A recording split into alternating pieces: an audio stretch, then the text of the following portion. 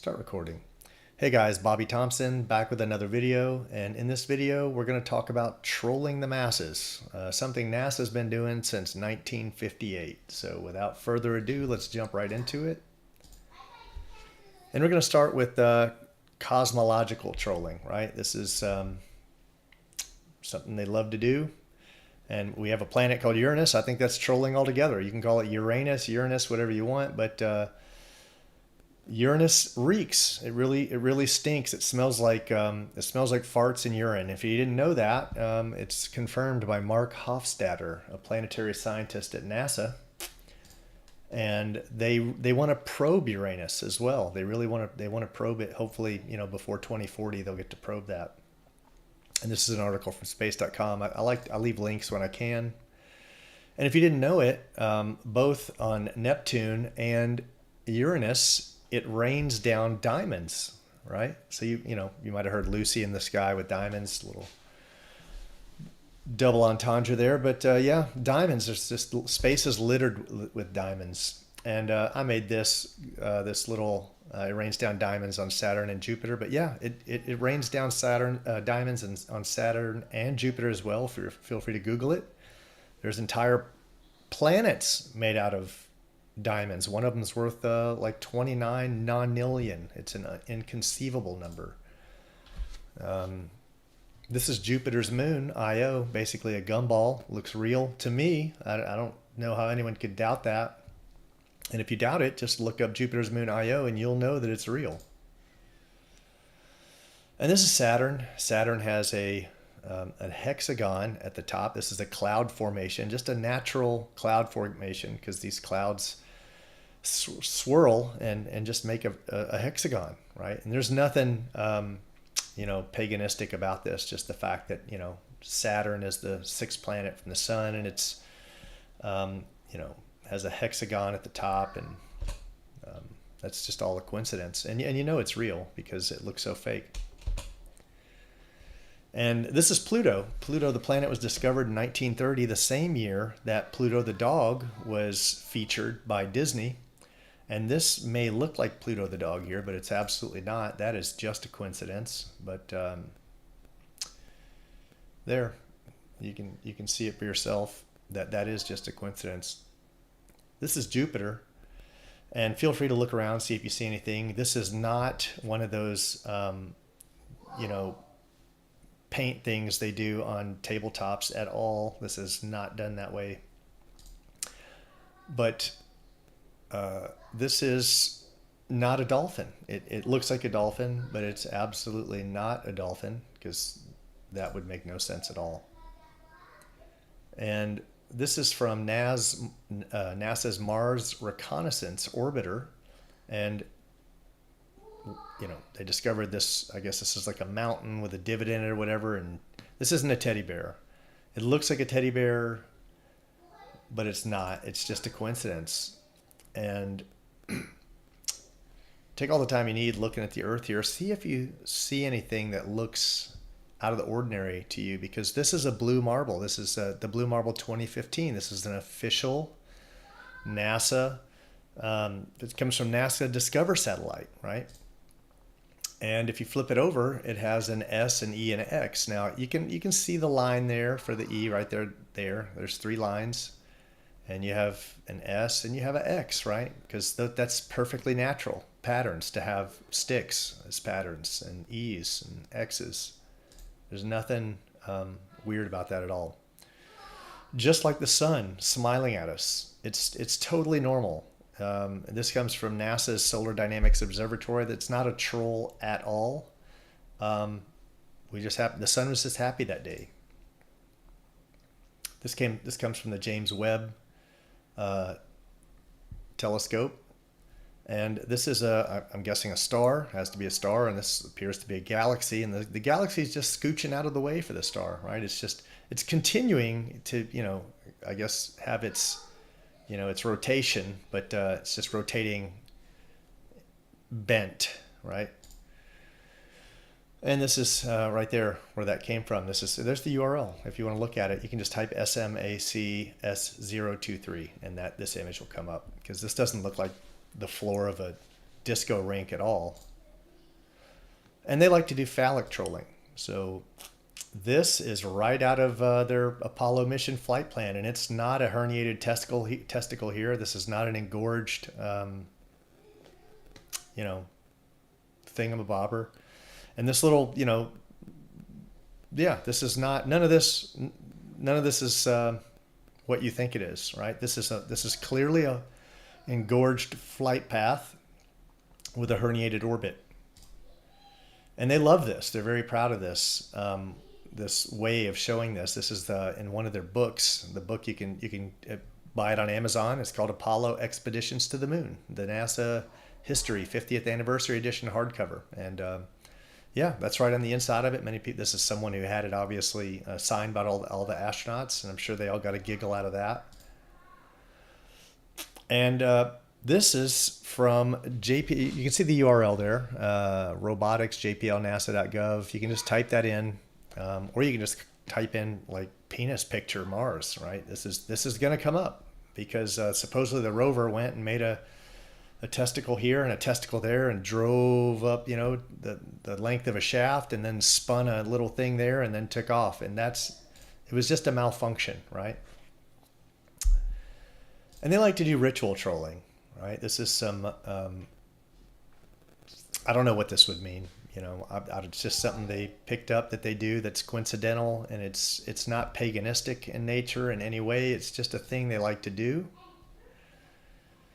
And here we have Ed White, Gus Grissom, and Roger Chaffee. If I'm saying that right, Chaffee, I'm not sure, but I don't know. I put this here, even though it doesn't fully show.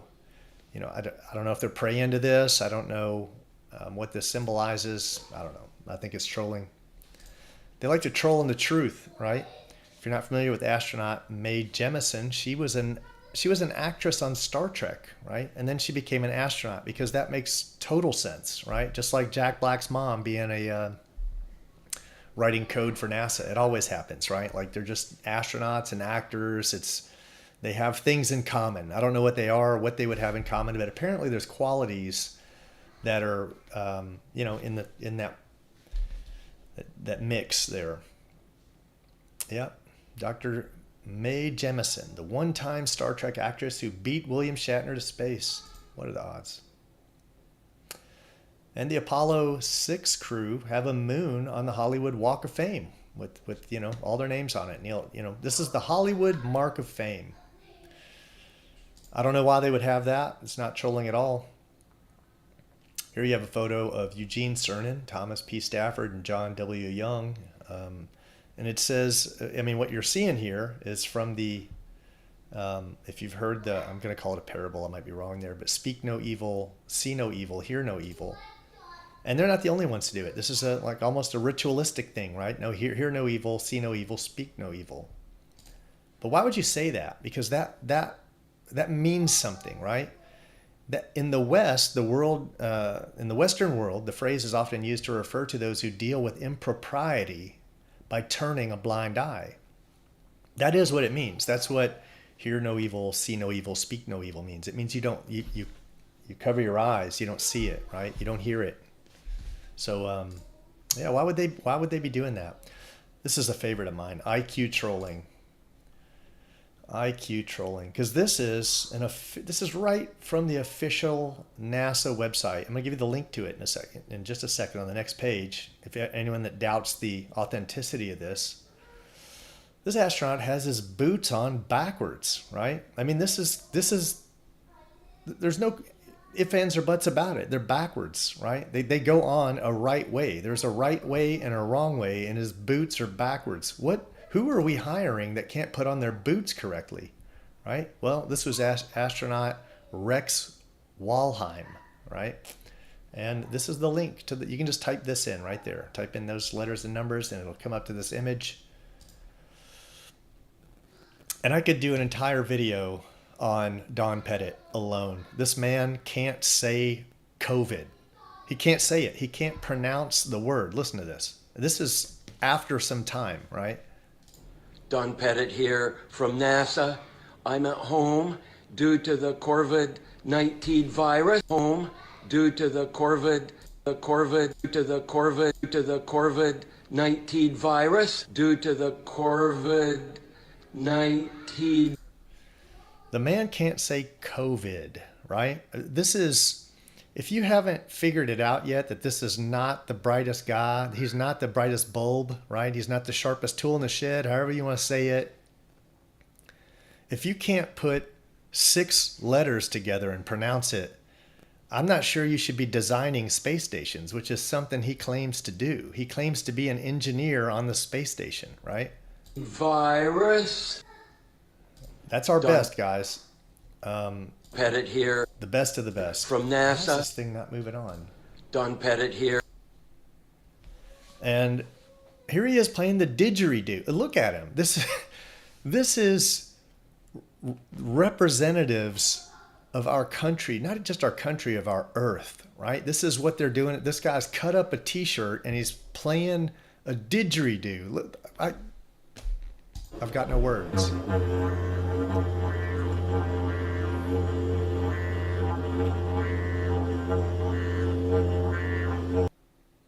I could loop this and play it all day long because this is what we've got. This is what we're paying for. This is it right here.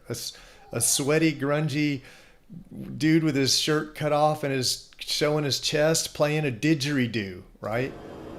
This can't put on his boots right, I'm sure. Now let's move on to toilet trolling. One of my favorites. This guy, astronaut Chris Cassidy, he's demonstrating how to use the toilet. He says it's a question they get all the time, but let's just, this is just a clip. For airflow.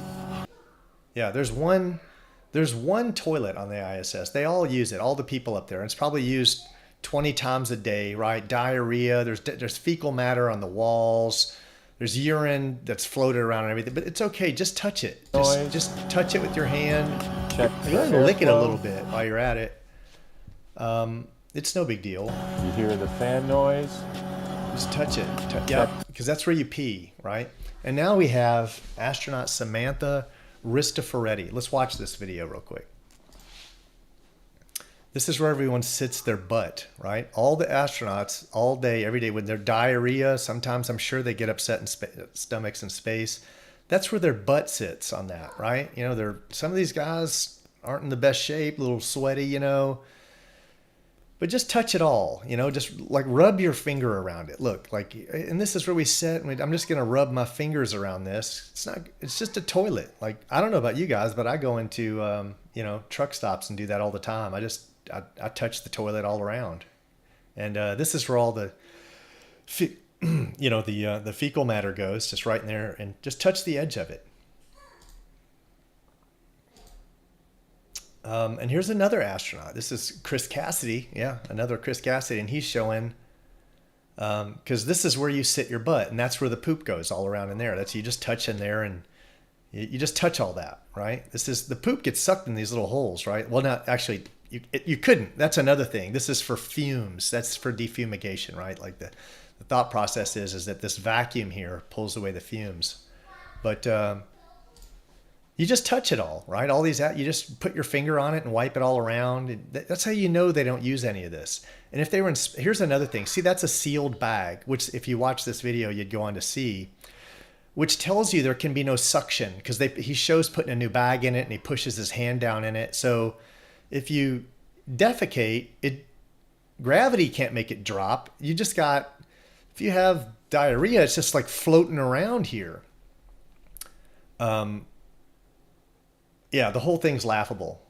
So anyway, yeah, just touch that. That's what I do. And then, is this another one? Is it? Yeah, just touch this is about the little poker thing, right? Look, he just sticks his hand down in there, and they've got this little metal poker thing. They just shove the poop all down in there. And that thing's not nasty at all. It's just, you just touch it. You touch all that stuff.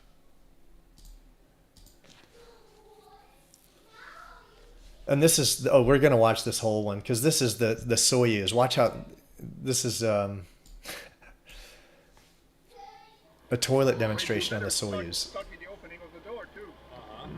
It's a little bit longer, but it's worth it. They don't have This was before the ISS. This is on the Soyuz, right? Or this is their little pooper thing. And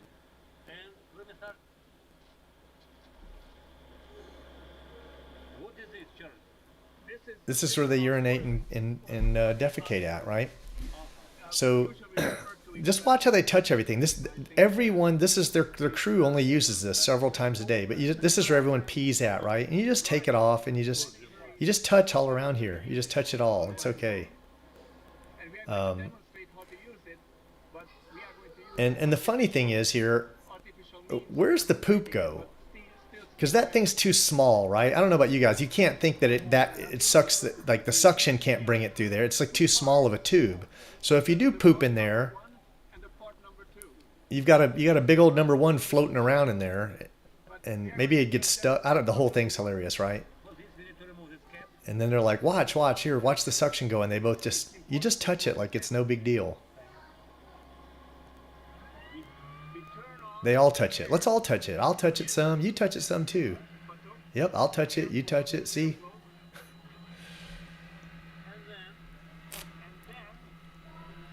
And yeah, just put it right there in front of your face, and we'll run some water in it so some little bubbles can, just in case some bouncer splashes a little bit. It's no big deal. And of course it's no big deal because this is not used in real life, right? This is all a joke. And look, they say at the end, they say, oh, you got to clean it. Oh yeah, you got to clean it. And look, they have one wipe here. One. There's exactly one wipe. This is where you go for the one wipe, but there's no other wipes, right? It's not like they had a big stash of wipes. You could pick this video apart on 20 different levels easily. Let's see. And you've got budget trolling. And this, this is just something I had to put in here because it's hilarious, right? It costs $43,000 per pound to send things up to the ISS. And this was in 2016, but it's still going to be comparable. It's going to move. It's going to shift with the economy, right? But let's just say it's $43,000 a pound, right? Who sends up a gorilla suit? It's on average 5 pounds. I averaged all these out. These numbers are me just doing research. Try to be as fair as possible. $216,000 basically. Yeah, just send up a gorilla suit for Halloween. No big deal. 216. Don't feed 50 starving families in Africa, for 2 years or whatever it is. We'll just send that up for Halloween. You want to send up a guitar, a pan flute, another flute, 2 guitars. We don't need, let's send up 2 guitars at that. It's only $400,000. Let's just do that, And you need a keyboard up there? No problem. Another guitar, send it all up. We'll send up a drum kit too. It doesn't matter because it's not real. Let's get another guitar because we need 4 guitars up there, and but even another one, because this is a different one too. I think we have a whole room that's just dedicated to guitars up there. I think they have a music room, actually. They have a music room and it's got a keyboard and a drum set and it's got like your choice of like 9 guitars and a couple, pan flutes and and you've got some bagpipes up there too, because the bagpipes weighs 8 pounds and it was only $435,000, $500,000 to ship it up there. So this guy could play some fruity song on the news, right? I mean, absolutely. Let's spend $500,000 on that. Let's send up 3 or 4 flutes too, because it only costs $43,000 to send up a flute, and that's science we have to do. But you know what? Send up 2 more flutes, because Katie should have 3 flutes up there.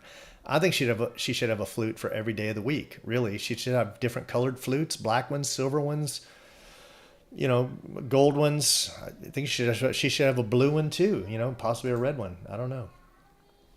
And this astronaut, Naoko Yamazaki, she has a kodo up there, right? And you can't play the kodo if you're not in uniform. So send up the uniform too. And it was only $215,000 to send that up there. Why not? But you know what? You don't really have a band unless you have a saxophone player. So send that up too. It's only 6 pounds. It's just $260,000. And I don't think 1 saxophone's enough. You really need a backup sax player, right? And but at least you save some money. I respect you for that because you only spent $130,000 on that saxophone. And if you know tennis, we got to stay in shape up there. So I mean, it's only $27,000 for a tennis racket, and that's science. You know, it's some kind of science. And everyone has the right to throw football in space. It's only a pound for a foot. It's only $43,000. So send it up there. I mean, these guys got to stay in shape. I get it. And don't send up one baseball or two. Send up 3 baseballs. You know, because the astronauts make money when they do this, right? When they supposedly take stuff into space and then bring it back. It's been in space. You know, and I think all astronauts should be able to capitalize on that. You know, what's wrong with that, right? You should be able to smuggle things into space. And I'm sure the administration has no problem with that. You can just take whatever you want up there. Just like this guy. He took a Lego model of the space station, which only weighed 1.5 pounds. It was only $70,000. I mean, did the administration say, sure, take it up there. Build some Lego toys up there. We don't care. Take Dungeons and Dragons up there. What do you want to take up there, really? It's up to you. Do you want to take Buzz Lightyear? Is that what you're into? Take Buzz Lightyear. It's only $100,000 for 2.3 pounds. Or do you prefer Kirobo? I mean, it was only $95,000 for Kirobo. He was a little bit less than Buzz Lightyear. So, sure. But some people prefer plush toys. And, you know, I could have posted plush toys all day long. It would have been a whole video unto itself, right? Because they only weigh a couple ounces. It's only $20,000 to send up a plush toy. Or let's ship up this worthless robot that can't do anything. It can't. What can it do, right? Like you're not going to tell me this thing's sentient, right? It's not like this is just something they put it up there to dazzle, right? Like let's just give it a helmet and some weird legs, and we're going to act like it can do stuff. This thing would have cost like $5 million alone just to ship it there, right? And what can it do? Nothing at all. Can it make a hamburger for them? No. Can it make food? No. This guy, this is how laughable it is. John Young smuggled a corned beef sandwich into space, right? He took a corned beef. That's what you do. You just stick it in your uniform. No one, they don't pat you down. If you want to smuggle a flute or a corned beef hash or a bag of marijuana, really, it's all good. It's just space, right? It's not like the Air Force or something where they'd get all strict on you on that. You just take a corned beef hash up there with you. And their favorite thing to troll is Christians, right? Because if you type 666 days in space, you're going to come back with astronaut Peggy Whitson, right? She breaks the American spaceflight record. By the time Whitson returns to Earth in September, she will have 666 days in space. And this is corroborated by multiple news articles, right? CBS News, Peggy Whitson. Her total time in space will stand at 666 days, right? Here's a different article, phys.org, 666 days. Because, it's okay that 80% of the world is religious and follows some type of Abrahamic religion, and this is the mark of the beast. I mean, you wouldn't, what administration would back that day off a day or two or make it come back a day? I mean, it had to be that day. It had to. It's just that day she had to come back 666 days. So I think I'm near the end. I wanted to keep it short today. Wanted to start working on another video, but if you want to give me some love to my channels, I'm now on Rockfin at Yahtzee, yet another truther channel. Right? I'm deviating from the FE channel because I want to deplatform some trolls. And YouTube, I'm at Yahtzee, Twitter, Bobby Rolls, and Facebook, Bobby Rolls 2. Feel free to add me. And I hope you enjoyed the video. Until next time, take care.